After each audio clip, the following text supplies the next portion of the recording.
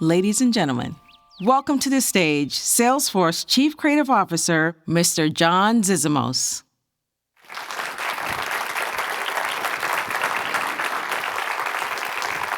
Morning. How's everyone doing? Excellent. Welcome to the second annual Design Leadership Conference, The Remarkable Effects of Disruptive Design. Thank you for coming and for all those watching. We're here at the De Young Museum, which is a fitting location for all of us to open our minds. Maybe I'm biased by this, but I believe the heart and soul of every company lies in its creativity, to be open, to be able to think in new ways. And that's what today is all about. I would be remiss not to mention the complete opposite of this, the horrific events of this weekend. I'm incredibly proud to come to work at Salesforce because equality is one of our core values, and we have been traveling the country fighting for equality for all. So let's take a moment to bow our heads and send our love and prayers to those who have just lost everything this weekend.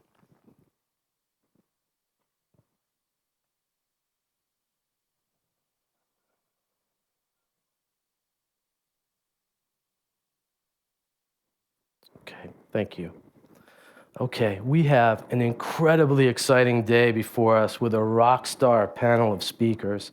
This day is about education, it's about motivation, it's about inspiration, but mostly it's about all of you. Thank you for all that you do every single day to help us imagine, to create, and to share your talents and gifts. So let's open our minds, let's open our notebooks, and let's open the show. Everyone ready? Okay. Let's bring out our first speaker. Thank you. Mark Ralston is a renowned designer with a 25-year career creating for the world's largest and most innovative companies. Prior to co-founding Argo Design, Ralston was the chief creative officer of Frog and responsible for the creative direction of one of the most successful product design firms in the world. Mark was an early pioneer of software user experience, working with clients to leverage emerging technologies and setting the tone for user interface design and mobile platforms. A veteran design leader, innovator, and patent holder, he is an internationally recognized expert on software experience design, emerging computing platforms, and mobile applications. Get ready to take a ton of notes and put them into action this week on all of your designs. Please welcome Mark Ralston.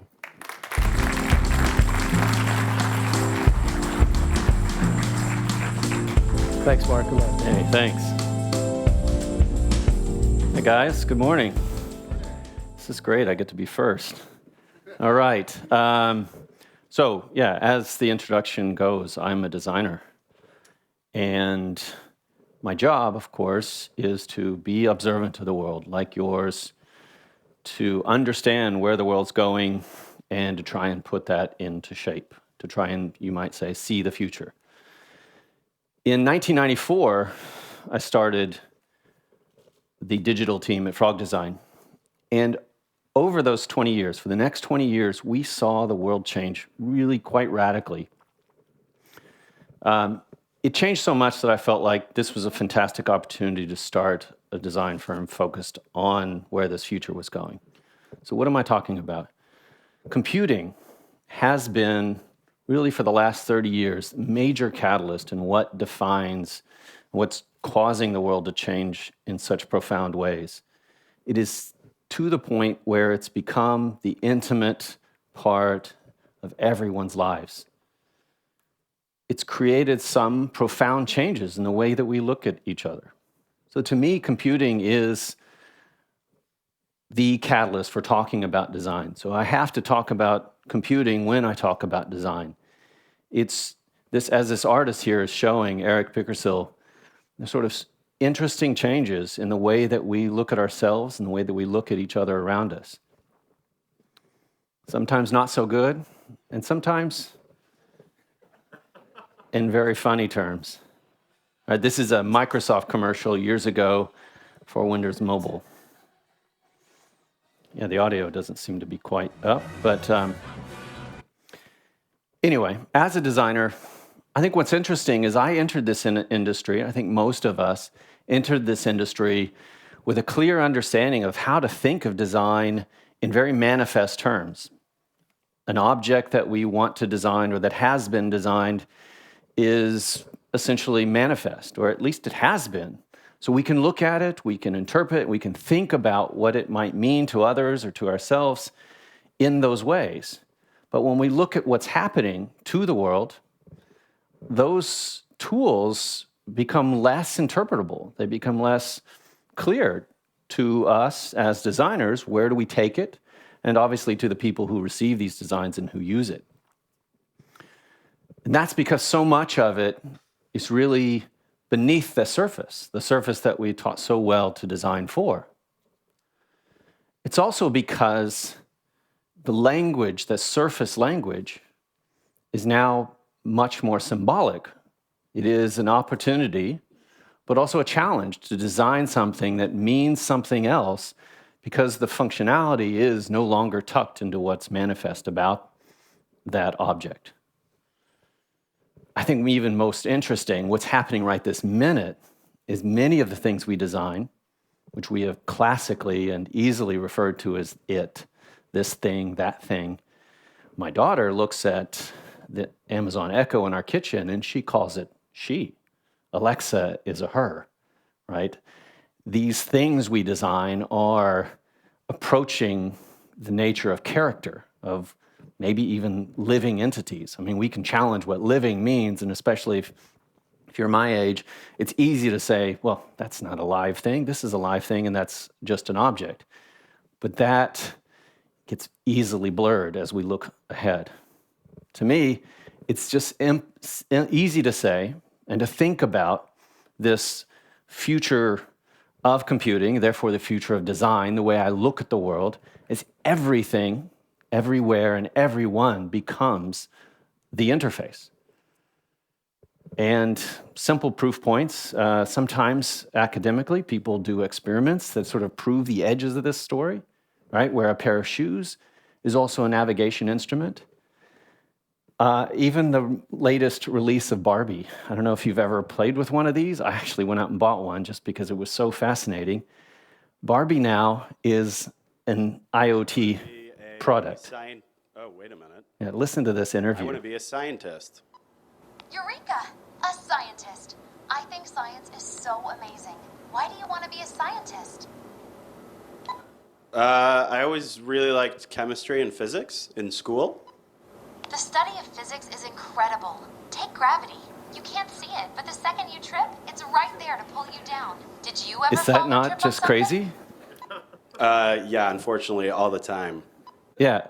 Okay, so a conversation with Barbie now. That conversation your daughter had in her mind is now become a real thing. Maybe Salesforce IoT needs to get into that. I am not talking, by the way, about virtual reality, where we go into the computer. My fascination, I think that's a fantastic topic. It is a worthy topic, but it really needs to be separated out. I am talking about the computer into our world and that deep ramification of that change. The fact that the objects around us, while having historical vernacular, are now becoming computing objects. Right? We're reinterpreting those objects.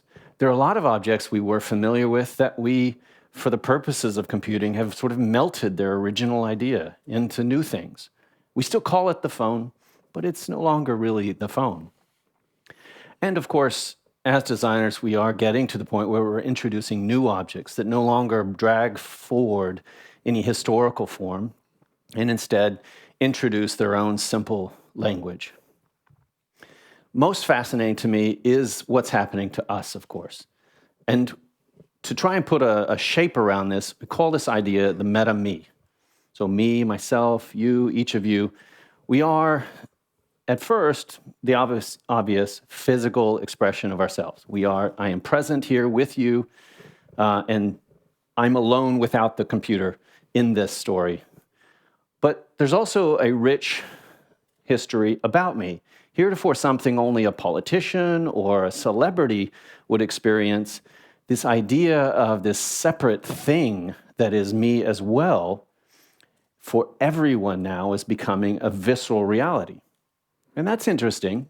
And we still largely think of it as another thing. But the two, first of all, the importance of them is being challenged. The level, which me is more interesting to you at any given time? Something, again, politicians understood very well. There may be a great distinction between what they really believed and what the world thought they believed and thought of them through their secondary effects in the writing about them. But now this phenomenon is really taking off into something everybody is experiencing. The two together I think of as the meta-me. What's interesting about this is all of a sudden we all now have a very visceral sense of mediating ourselves, right? There can be the version of myself that I want to be and the version that I really am. I can mediate the history of me. I can go and edit out the parts that are unflattering. Others can edit out, maybe make me less flattering or more flattering. And also, I think most telling, third parties are involved in that. History, of course, we know this. History is defined by the people who write it. It's something that happens at a grand scale. We are seeing this happen at a very personal scale. This, of course, is also happening to space, right? The real place we might go visit is also as well known, or sometimes even more importantly known, by the way it's marked up. It's maybe easily understood in terms of physical objects. There are classical objects like wine that we understand this theory already, where wine is not just the taste of the wine, right? Wine is understood by who bottled it, what's the story behind the bottling, what's the label like. Most people can't actually technically judge the quality of a wine. They judge instead the metadata around the wine in that sense. This phenomena, once limited really to wine, is becoming part of everything in life. I think it's absolutely fascinating. This is essentially what's behind this, right? We have for a long time experienced this sort of rise of computing, but largely we've been talking about, up to the recent years, the ideas around general computing. Very limiting and allows us to sort of talk about it as a separate subject from the rest of our lives. We're now emerging with the ideas around contextual computing, where we encounter computing with everything and everywhere and everyone in our lives. Conversational computing, I think, is one of the most beautiful new opportunities where it escapes the affordances, right? It escapes the devices that we believe that today we need to engage. Voice, to me, obviously one of the most fascinating recent changes. And I think what I want to talk about there is the fact that voice really isolates the question of who am I talking to? Right? Today, with applications, we can have a plethora of applications, but we're not going to have a plethora of devices, right? Today, we have this challenge where I might talk to Siri with my watch or my phone. I might talk to Alexa through the Echo, right, and ask a separate question of it. So now I have two interfaces. But through both of those, I really want to encounter a lot of brands. So Instacart, please order me a half-gallon of milk, or Uber, ordering a ride, or any number of the millions of brands out there. What are we going to do to solve for that? Right now, the only voice is talking to Alexa, talking to Siri. I don't think we've solved the problem where today, with applications, we have an architectural way of looking at it. We can launch an application from each and every brand. We can launch a website, but with voice, we only have this single conduit through the device. It's much like the way software felt back when we used an Apple II or a Commodore 64. Everything was really thought of as a device-centric experience. Also quite fascinating to me is the rise of cognitive systems, right? Artificial intelligence. Everything today is shaped in the form of applications. If you need a different service, if you need a different experience, you enter into an app. Well, apps are the wrong interface anymore, looking ahead.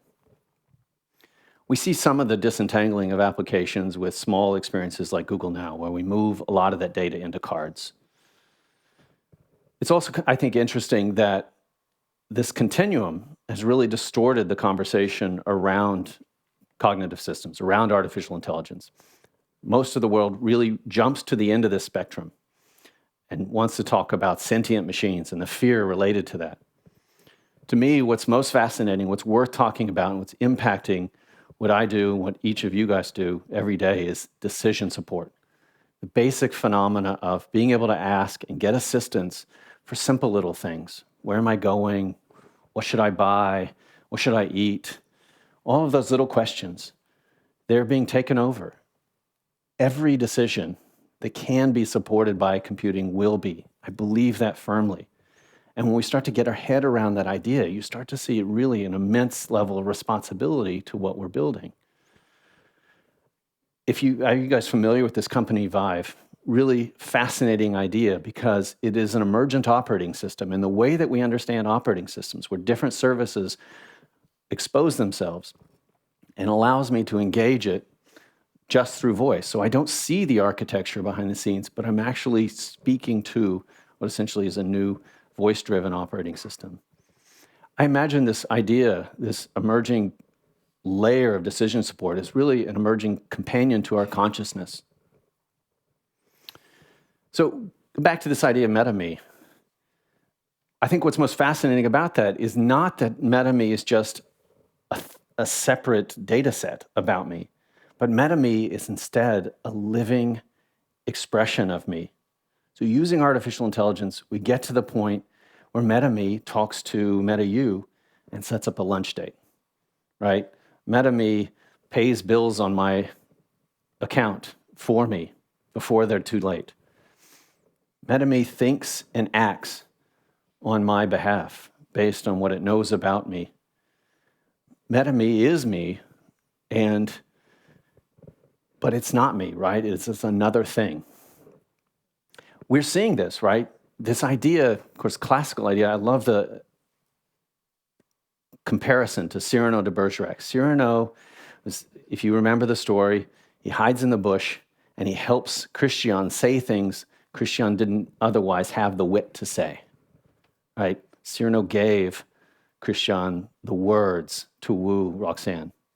And we're seeing this phenomena where this second character, this, let's call it a MetaMe, actually makes me more interesting to the world. So that product just got debuted, something very much in this vein, where the words I share with you in an instant message aren't necessarily my words. It's quite a profound impact. It causes us to really question the idea of trust. You know, are those words mine? Are those words the words that I should be saying? Are they actually my words? When you see that text from me, what's that me? You guys know this from LinkedIn. I'm sure each of you have been congratulated on your 1-year anniversary or your birthday. Yeah. Authentic, right? And sameness. It is a little bit scary to think the whole world saying the same thing to each other because we're all saying it out of the same decision support and verbal support algorithms. It raises the question of overall cognitive dependence, right? This idea, just like FOMO. FOMO is a phenomena driven by social networking because we're all connected. We can see what each other is doing. We're able to curate the sense of ourselves to make it look like life is one long party, and you create a tension, a stress. Well, FOMD, I'd probably lack a better term, sorry, but fear of making decisions is a very likely phenomena that, as designers, I think we're going to invoke in the world, right? That I shouldn't drive there without the map. I shouldn't eat that without checking. This is a phenomenon I think very much at our footstep, at our door. But what can we look forward to, right? These are some things that I very much believe are the upside to this phenomena that as designers I want to bring to life. The inanimate world today, the world that doesn't tell its own story, bringing that to life and making it more interesting, more passionate. Here's just a simple little example of how the most benign, mundane thing can be brought to life in a truly fascinating way. A trash can, these researchers basically just added a remote control to the trash can, and it created the most amazing reaction in people. They treat it like a little character. Guys, this is a trash can. And you see the most interesting, people brushing it away. Later in the video, you're not going to get to watch that much of it. The trash can intentionally trips down some stairs, and everyone comes to its aid. And when they do, they talk to it, and they sympathize with it. Yes, here the child, of course, is attempting to lead it along like a dog. This is the most phenomenal opportunity in design, to think about the whole world being open to that kind of change.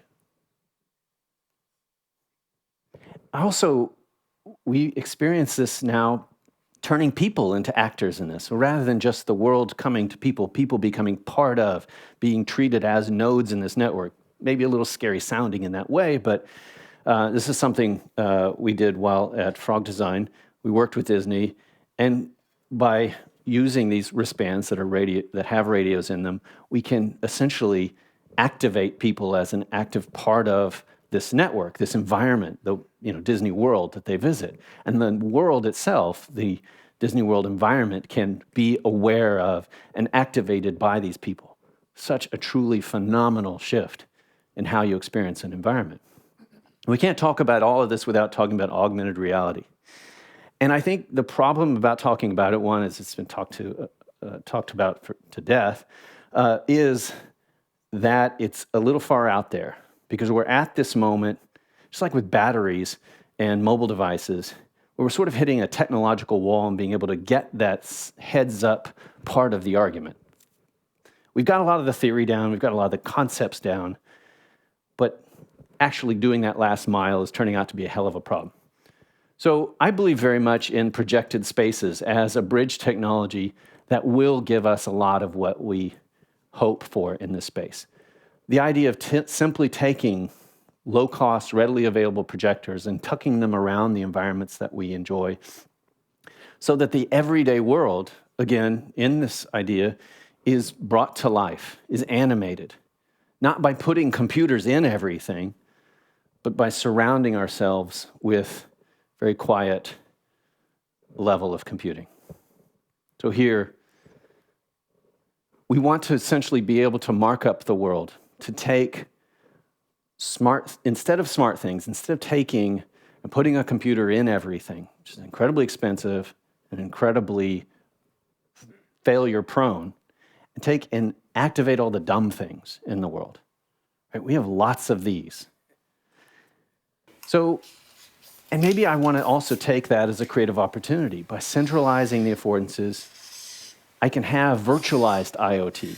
So rather than an internet of computers, much like what we've done with cloud computing, I can centralize computing affordances and take the inanimate world, the dead world, non-computing objects, and make them magical. So this is actually a prototype computer we cooked up, light switch, just using a Kinect camera and a PC. Really, actually rather simple.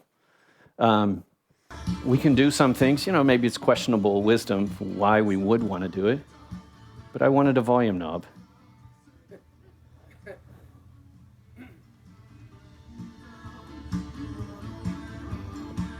I think what's fascinating about that is taking the world that we don't already have wired up and allowing this. So this is actually from some friends of mine, again, some X-Frogs. Can't throw a rock without hitting an X-Frog. Using cameras to basically turn the physical world into an SDK. So here, this kimono kit, we see the camera sees the bus and actually turns that into a data feed, something normally we do every day when we're coding using data connections, open data in the internet. But here we're leaping outside of the internet into the physical world to do the same thing. It leads me to this simple truth, something that drives me every day, thinking about where the future is. If I open my mind to this level, invention of that future is rather easy. Everything that can be supported by computing will be. And every one of those experiences that can be made smart or invisible will be. That, to me, is a future that affects everything everyone and everywhere. Thank you. Excellent. Great speech. Hey, let's get your questions ready. Let's have a seat and we'll have some questions. That was awesome. A million questions, obviously, but is the kind of creative design team of the future? In the past, we've always had like an art director and a writer, a designer and a writer. What is the new creative working team of the future? Hearing everything you just said, what does that look like? Yeah, we're encountering that problem right now in that the number of scripts, for example, just being able to turn a design intent, which normal creative director level training brings people to the table with that, right? I know what I want the experience to be like. And most of us in the modern design context are trained very well at coming up with the right intent. Well, turning that into the byproduct has heretofore meant visual designers, interaction designers, and technical people.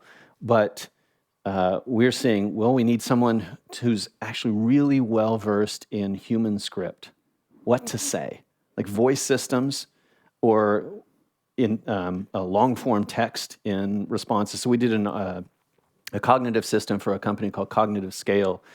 So they do basically AI, and so it's very much a vertical market product, healthcare, travel.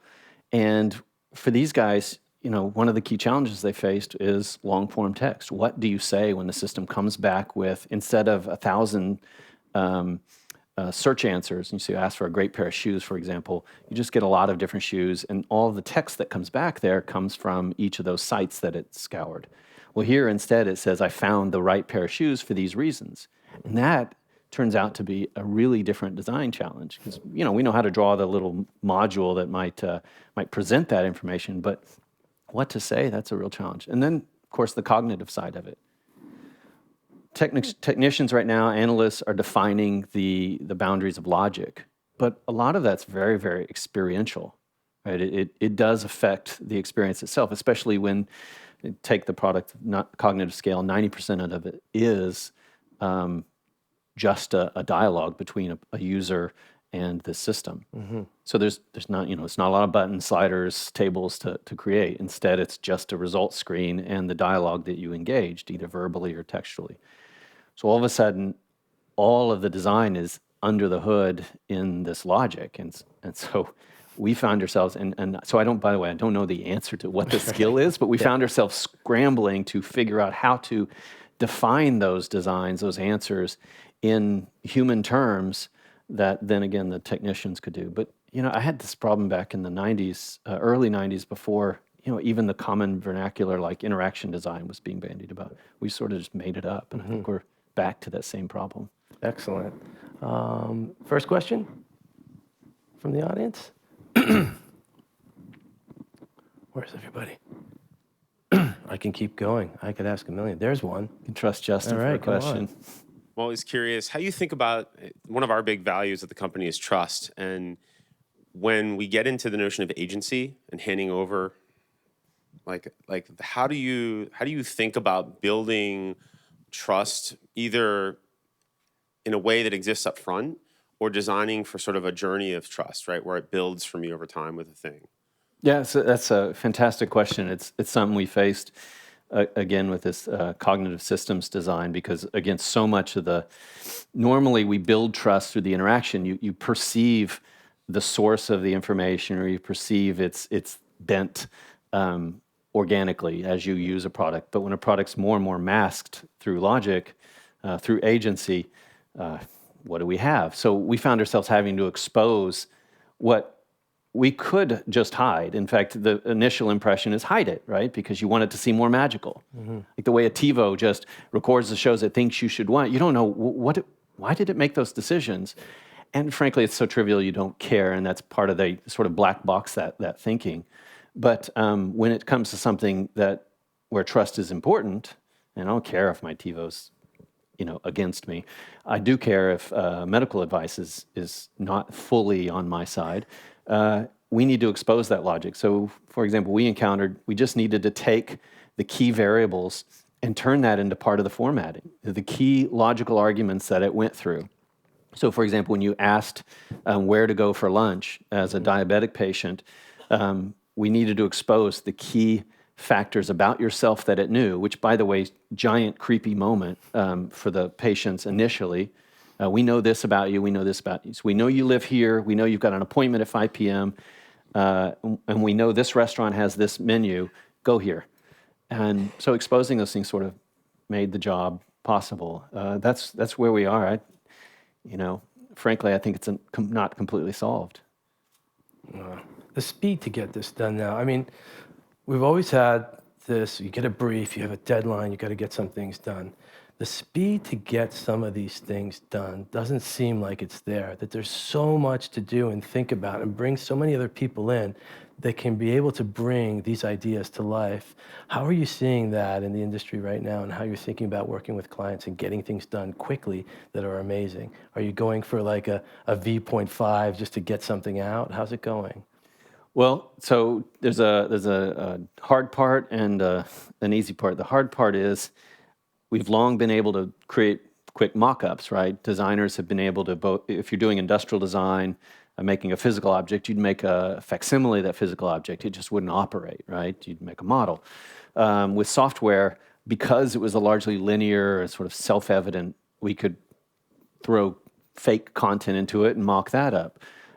Today, when so much of it is agency and logic, it's been very difficult to simulate in the same visceral level.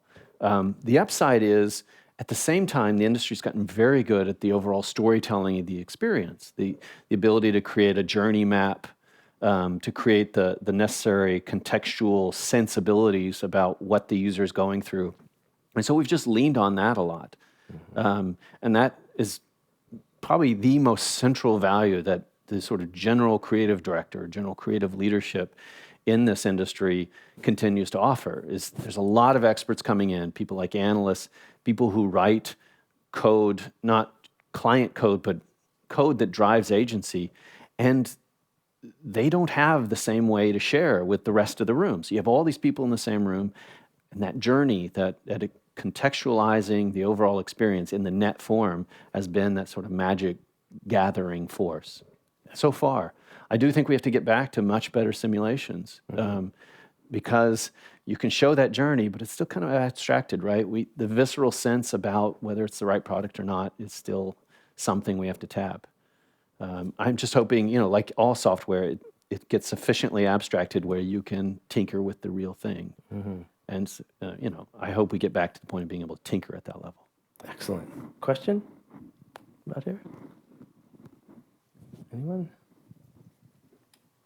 It's hard to see. Hey, my question is about where you think, and this kind of flows on from what you were talking about a second ago, which is, if we think about the kind of path, I guess, maybe a lot of people in this room, how they got into design, maybe going to something like art school or some sort of formal design education.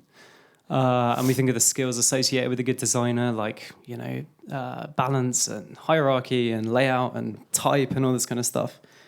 Where, when that all disappears and essentially is hidden behind an interface that maybe isn't visual, where do you think design education goes in the future to create people who have all the kind of technical knowledge, as you talked about, to create those experiences? Great. Oh, yeah, fantastic question. Because so a couple of different thoughts is one is it's kind of an overused truism, but everyone has to become much more versed in design, because design's bigger than the small box it was in when I started in this industry. I mean, my first number of jobs in the early 90s, we were in tiny little box. Like, here, you do this.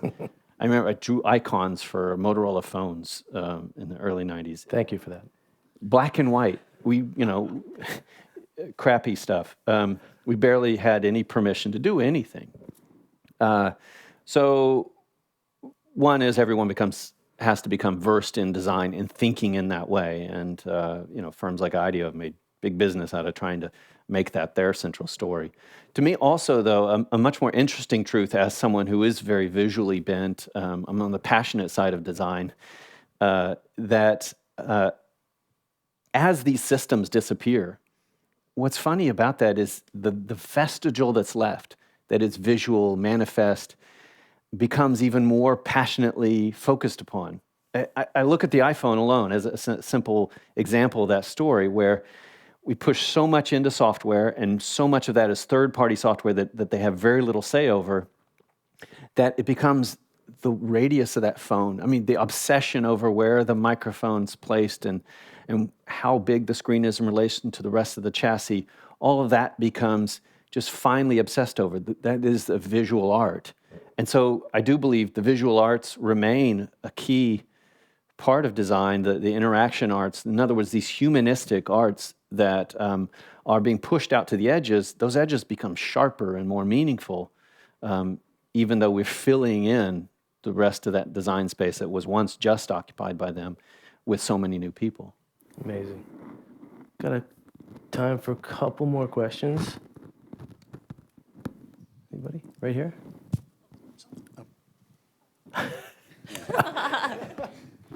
Hi. I noticed you showed like that little boy with the iPhone, and then you showed the commercials where the people are running into each other. How do we design interactions that don't create this isolation? Like, how do we keep the human interactions? I love that question.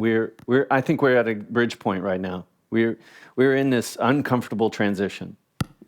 So I think the answer to that is we try to design more things that use the world in the way that we would be using the world were it not for this in-between stage of computing. In other words, we go into a conference room, and before this in-between stage, we would use the room, the affordance of the table, and how a table as a very old object draws us together, right? We're able to sit around it and push and draw together, or at least point together.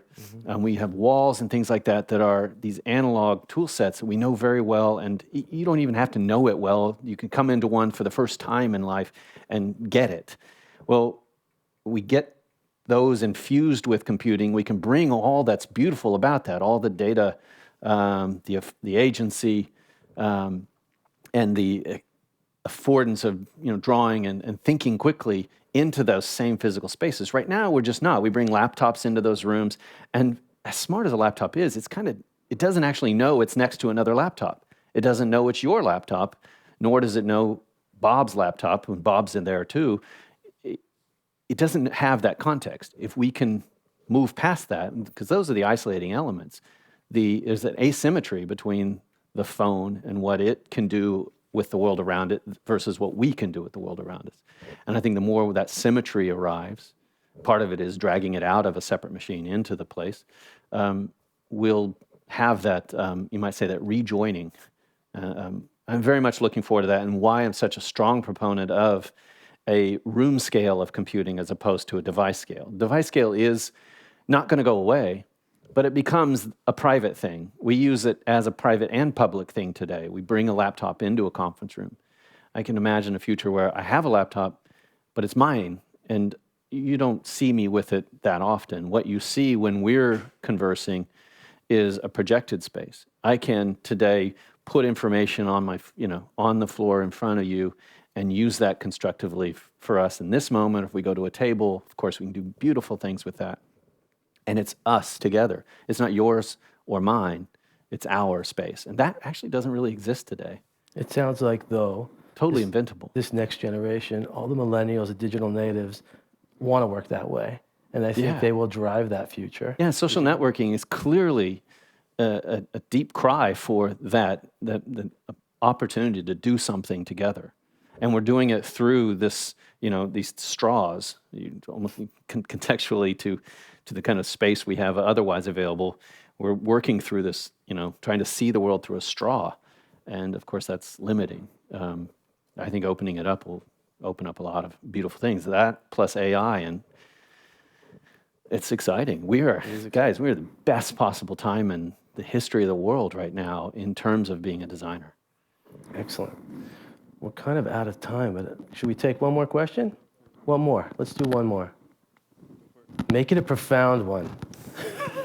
This better be good. No pressure at all. So as we delegate more and more of our decision making and our responsibilities to this MetaMe, whether or not it's some assistant that lives on our kitchen counter or in the cloud or in our phone, how do we design for progressive disclosure, right? I want to know how some agent came to a decision on my behalf.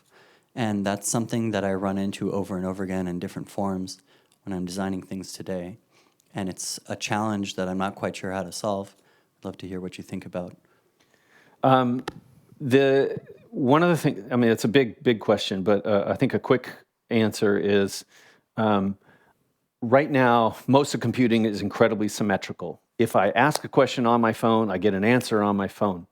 But we're seeing the emergence of systems that cannot effectively be symmetrical, right? If I talk to Alexa, what she can say back to me, the Echo device can say back to me, is incredibly limited, even though it may have, like, for example, I ask for lunch and I need a menu to make a decision. That is just going to be nuts listening to Alexa trying to rifle through menu choices, right? And again, the trust issue is part of that. It compounds just the length of that interaction. So what we need are asymmetrical affordances where I may say, hey, what's for lunch? And it will project an answer for me. And it may just throw it to my phone or throw it to a tabletop projection or, eventually down the road, it's augmented reality.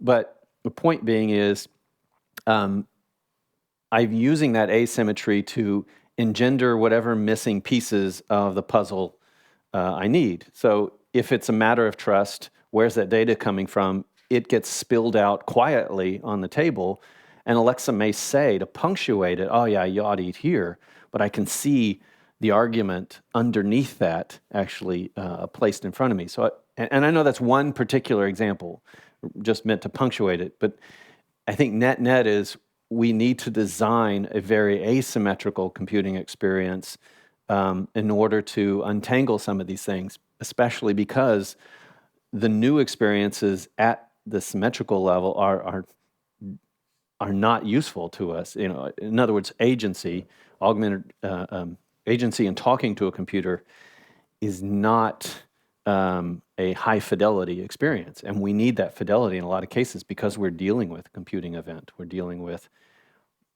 trust issues. Like who made that advice? And we need to see that exposed. Amazing. Well, I mean, we could talk to you all day.